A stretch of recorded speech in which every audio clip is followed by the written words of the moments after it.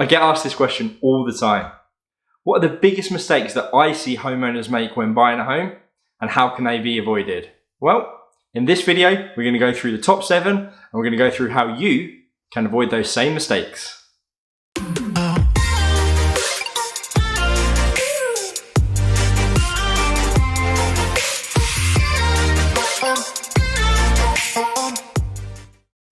So the first and the most common mistake that I see potential homeowners make when starting the home buying process is to not get pre-approved. Guys, it's so important that you get pre-approved, and it's not even that difficult. As long as you've got a good credit rating, usually it can be turned around in a matter of days if you're working with a good lender. But if you're not pre-approved, and I see this time and time again, what can happen is a potential homeowner can fall in love with a home that they couldn't even afford, and they've wasted their own time and invested emotionally in a house that they could never have even afforded in the first place. Not only that, further down the line, if they do make an offer or they want to make an offer on a house that they can potentially afford, that they would have got pre-approved for, when multiple offers come in, who do you think the homeowner is going to accept an offer from? Somebody that's been pre-approved or somebody that hasn't? That offer won't stack up against other stronger offers that have already been pre-approved. So guys, it's not tough, okay? It's not tough to go through the process. As long as you've got a pretty good credit rating and you're working with a good lender, have a chat, have a word with them, get pre-approved. Mistake number 2. So, you've been pre-approved. The next thing that you really need to make sure that you're all over is that you're not maxing out your pre-approval budget.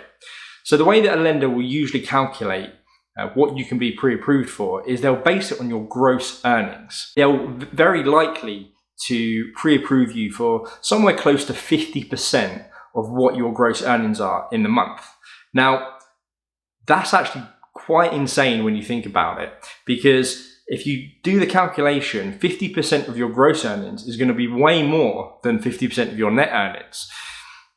So what ends up happening is you end up with a potential budget of around about 60 to 65% of your net earnings to put towards a mortgage. That is way, way too much. And you need to be working with a real estate agent or a realtor that's going to have your best interests at heart and really going to help you understand that if you don't already. The 28% rule is a very common rule, and what it says is no more than 28% of your earnings should be spent on housing expenses every single month. So the key thing to consider here is just because you've been pre-approved for, let's say, $250,000 doesn't mean that you can actually afford a home that costs $250,000. So before you even get out there and start looking at homes, sit down with your partner or on your own, whoever you're buying the home with, and actually figure out what can you afford to spend on a monthly basis on home payments and still be comfortable at the end of the month without actually having to worry about paying those bills. The third most common mistake that I see potential homeowners making is not choosing a real estate agent diligently, not choosing a real estate agent that they can trust. So every real estate agent should have the best interests of their client at heart, not just because it's the right thing to do, but because it's the legal thing to do. Every real estate agent owes a potential client something called a fiduciary responsibility. And this means legally, they have to have the best interests of their client at heart. When I work with my clients, I always sit down and I always understand what is it that they want and they need. And then that's what we work back from to make sure that we're going to give them the best possible result throughout the process. There are a few things that you do need to be aware of when you are choosing a real estate agent. And the one that really jumps to mind is if you're surfing the web and you see a home that you like on Zillow.com or Realtor.com and you click the contact agent button, what's going to happen here is you're going to be presented with a few options. You're going to be presented with a few options for sponsored agents that those websites are basically pushing you towards. That doesn't mean that that agent is a good agent. You should be doing your due diligence and researching that agent to make sure that they've got good reviews and they've got a good record. But that's not even the potential worst case scenario here. The worst case scenario is that Zillow or Realtor.com, that they actually put you in contact with the listing agent, the agent that's selling the home. Now, why is that that potentially such a bad thing? Well, it's because who do you think the listing agent, whose interests have they got at heart? Have they got your interests as the buyer, or have they got the homeowner whose home they're selling? So although in some states it is illegal to do what is called a dual agency, when the real estate agent will represent both the buyer and the seller, in Pennsylvania, where we're based, it's actually not illegal. So you could have a potential listing agent show you around the home and allow you to make an offer on the home, and at the same time represent you along with the seller. But just take a step back and ask yourself, whose interests do you really think they have at heart? Do they have your interests, your best interests at heart, or do they have the seller that they've been working with longer? So that, I would not recommend working with an agent, okay, that would represent you as a dual agent, because how can they possibly have your best interests at heart when they have to have the seller's best interests at heart? So the way to avoid this one, and this is a big mistake, and I do see this a lot, is do your own due diligence when picking who you're going to work with. Okay, make sure you can trust them, make sure they have your interests at heart, and if you see something that isn't quite right somewhere along the process, tell your real estate agent you don't want to work with them anymore, even if you've signed something. If they're good at what they do, they shouldn't need to keep you locked into a contract. So that's it. Make sure that you do your due diligence when picking an agent. So the fourth mistake that I see time and time again is a potential home buyer failing to get their savings in order before they go through the process. Now, part of this is because they get too excited about the process, and the other part of it is because they fail to understand the true costs of, one, closing a deal, and two, the true costs of the maintenance when you actually buy the home and you've completed the transaction.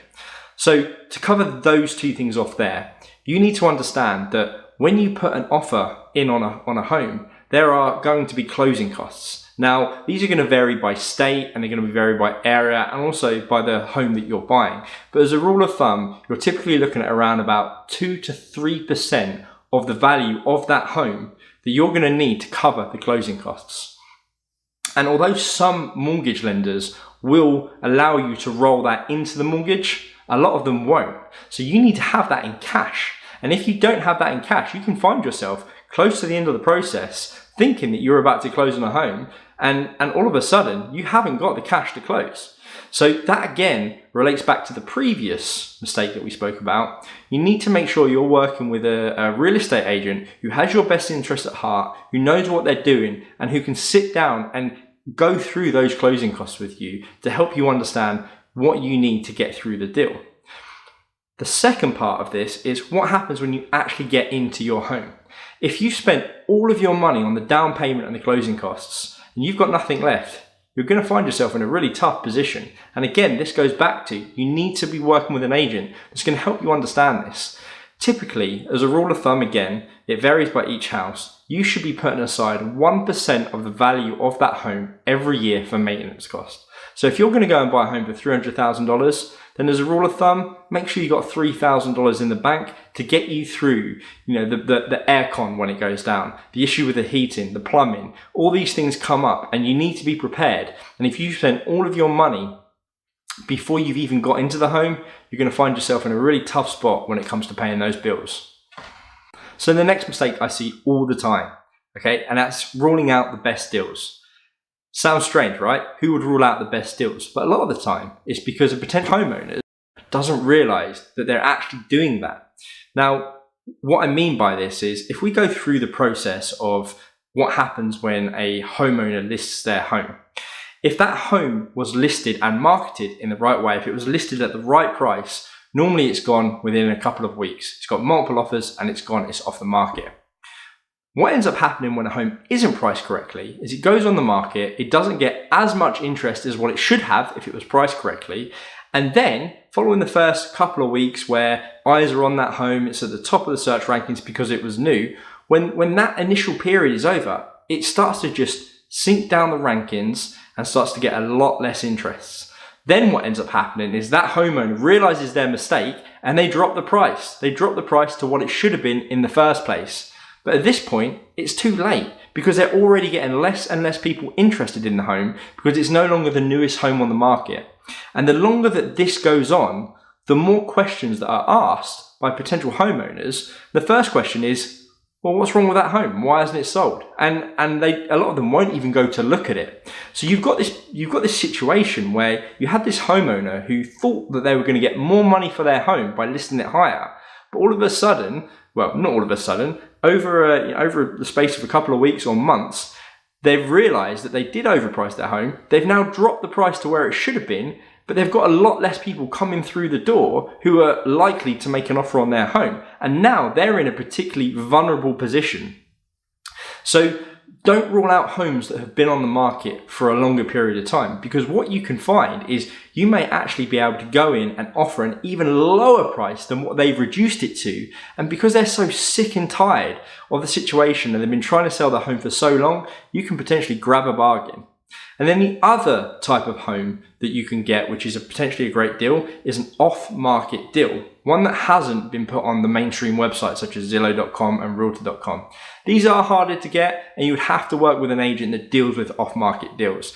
Myself and my team, we're out there actively prospecting, we're calling homeowners, we're always trying to find off-market deals for our clients. So try and work with an agent that's going to go that extra mile for you, and they're going to try and find those off-market deals and get you in there before the rest of the competition.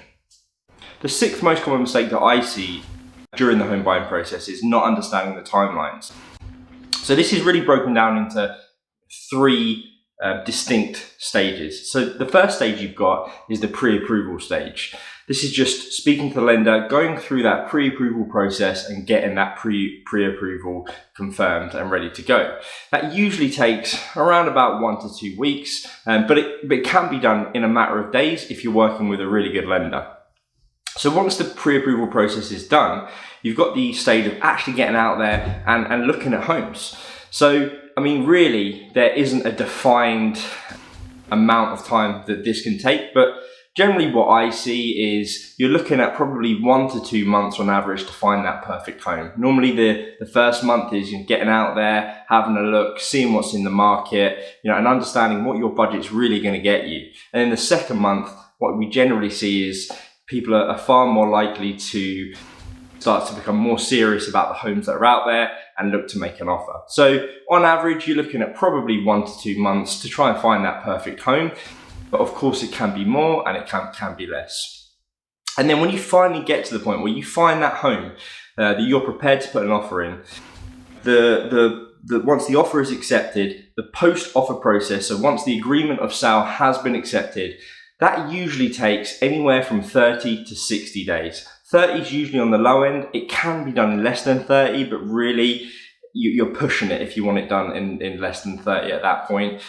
And it really can be pushed out, longer than 60, depending on the circumstances of both the seller and the buyer. But when you go through that stage, it's very important to actually read through the contract. So as the buyer, your real estate agent will make an offer on your behalf, which you'll sign, and within that, in that agreement, which is called the agreement of sale, there'll be specific and strict timelines that must be followed. Now, it's really important that you're aware of these, and your real estate agent, they should be all over this anyway, but you should be aware of these as well, because if you're not aware of these timelines once the contract is actually in play, it will count against you. And these types of timelines are things like when the inspection needs to be done, when the inspection results need to be shared with the seller, and any action that would come from that when that needs to be communicated and potentially negotiated. So if you miss any of those timelines, once the agreement of sale has actually been accepted, it's going to count against you as the buyer, and it's more likely going to favor the seller. So it's really important that you understand those timelines. So in summary, you're looking at roughly 1 to 2 weeks for the pre-approval, probably 1 to 2 months to get out there and actually start looking at some homes. And then once you have an offer accepted, you're looking at, on average, anywhere between 30 and 60 days for the whole closing process to complete.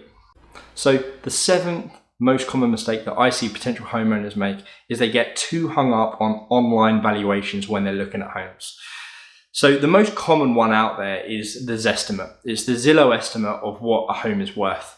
But guys, please listen to me when I say this. These valuations are not accurate. Okay, they are, I mean, just take a step back and think about it. Those computer algorithms, they've never seen these houses. They've never seen the unique features of these houses. They don't really know anything about these houses other than probably the square footage and how many bedrooms it's got, and the area, of course. So don't get hung up on these estimates. If you really want to understand what a home is worth, your real estate agent should be able to do a full CMA, which is a comparative market analysis. And they should be able to look at all of the local sales in that area and be able to compare that to the home that you're potentially looking at buying. This should be done before an offer is made anyway. So don't get hung up on the online estimates. Don't base any decisions on those online estimates. Work with a good real estate agent who understands the market, who can go away, who can do a full CMA for you and come back and tell you, when you do find a home, is it worth what it's on the market for, or is there room for negotiation? And work off that CMA. Do not follow those online estimates. So that's it, guys. They're the 7 most common mistakes that I see potential homeowners make when they're going through the home buying process. I hope this has been useful. And if you've got any questions, drop me a comment or a message and I'll get right back to you.